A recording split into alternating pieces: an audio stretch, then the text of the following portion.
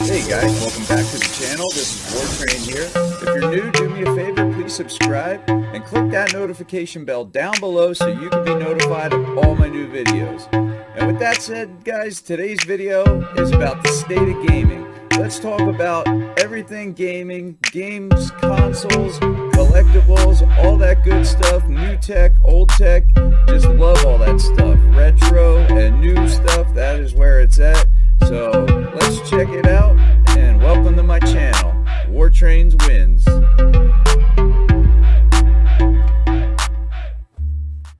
Hey guys, today I want to make this video talking about the Nintendo 64 clone console. I've been seeing some pictures of this thing floating around, and it's really cool. I'm definitely excited. This is good news. We don't have any N64 clone consoles. So right now, unless you're emulating some games on a Retro Pi, there's no way to play N64 games, in 720 or 1080p on a modern display.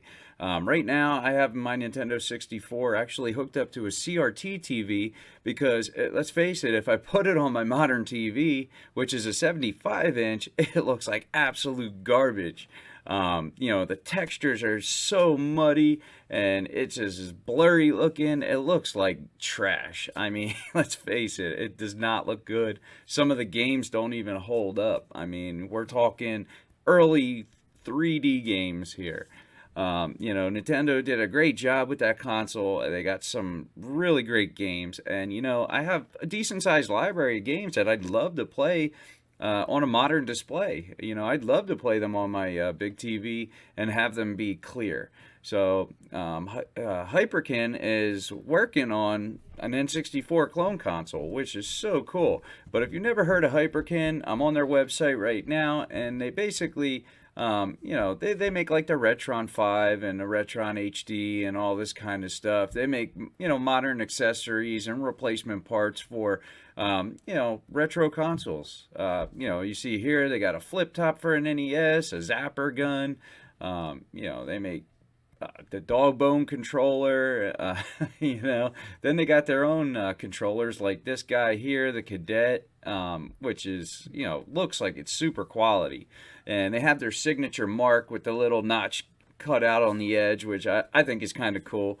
But they make systems from Atari, Sega Genesis, Super Nintendo, NES, just all kinds of older consoles that they use emulation basically to, run these games. They're not FPGA games like Analog is making those field programmable gate array systems, which emulate the hardware directly. Emulation basically dumps the ROM onto the system and runs it like that.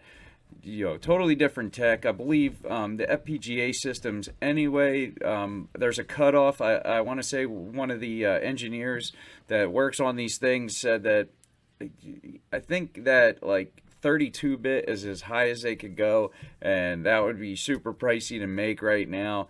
And 12-bit or 16-bit is as far as they have gone now. They have 8-bit and 16-bit, which would be emulate in NES or Super Nintendo, and they have the Sega Genesis one, the SG Mini or whatever. Which these things are super cool, but they're expensive. But they have great options on them. Pretty much the best way to play these games, and if you have the money, I highly recommend those. Analog makes great stuff, but Hyperkin, they make these clone consoles. They're well known. They make all kinds of different controllers, but here I'm going to go on this other site here, and you can see this is N64 Today. Has an article here, and they're showing a picture of the N64 clone console by Hyperkin. This is probably a mock-up here just for, preview. It's supposed to be shown off at E3, which is awesome. And since we're right on the doorstep of E3 now, I wanted to get this out and have people that haven't heard of this check this out. And you can see in the background there on that bottom picture that they show like Mario Kart 64 looking crisp in the background with nice vibrant colors. I mean, it looks awesome. And I think the console looks cool actually, just like that. But there's no way to really play these games right now on a modern display like this. I mean, unless you use a Raspberry Pi, and then you're only limited to what games you can run because they haven't figured them all out. I mean, chances are good this probably uses something like a Raspberry Pi, which is like a single board computer. Hopefully, if it does, maybe they figured something out that they're able to, run a bigger selection of the library, because, that would kind of suck if it was limited and you could only have like a certain list of games you could use. But I mean, that might be the case anyway. Even if they can run most of the N64 titles, there might be still a list that maybe they can only run like 96% or 90% of the titles.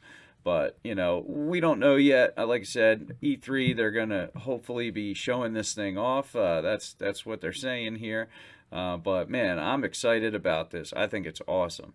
Because, right now, like, they show like Ocarina of Time in this picture up here, and right now for me the best way to play Ocarina of Time is not on the Nintendo 64. You could play it on the 3DS, which that's a good way to play it, but to play it on the display, you're not going to play it on the 3DS.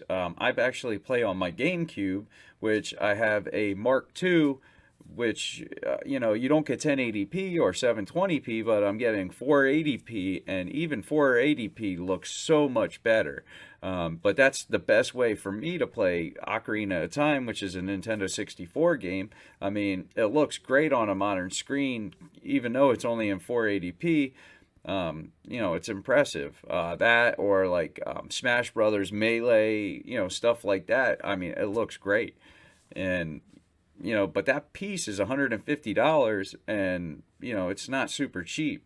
But that's the only way to play a GameCube through HDMI right now. Well, I think there's maybe another way, or you can get their component cables, which you're going to be paying $400 for them because they're super rare.